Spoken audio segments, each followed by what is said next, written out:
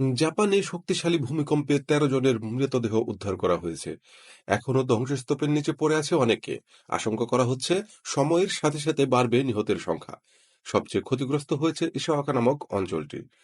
ক্ষতিগ্রস্ত শতাধিক স্থাপনা, বিদ্যুৎহীন হয়ে পড়েছে প্রায় ৩৩,০০০ ঘরবাড়ি। বিশ্বের ১ নম্বর মধু ডাবর হানি। প্রতিদিন সকালে ১ গ্লাস গরম পানিতে ডাবর হানি করে তোলে শক্তিশালী রোগ প্রতিরোধ ক্ষমতা। করোনা ভাইরাস প্রতিরোধে সম্মুখসারী যোদ্ধাদের ডাবর হানির পক্ষ থেকে শ্রদ্ধা। উপকূলীয় এলাকায় আশ্রয়কেন্দ্রে রাত কাটিয়েছে হাজার হাজার মানুষ। এখন পর্যন্ত ১.৫ শতাধিক আফটারনাশক অনুভূত হয়েছে দুর্গত এলাকায়। সোমবার দেশটির উত্তর মধ্যাঞ্চলে অনুভূত হয় ৭.৬ মাত্রার ভূমিকম্প।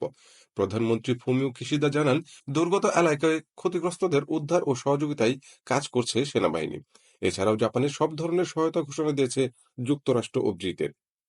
এদিকে প্রতিনিয়ত সাগর ৬ ফুটের বেশি উচ্চতায় উঠে উপকূলে আছড়ে পড়ায় রাশিয়া, উত্তর কোরিয়া ও দক্ষিণ কোরিয়ায় সুনামির সতর্কতা জারি করা হয়েছে।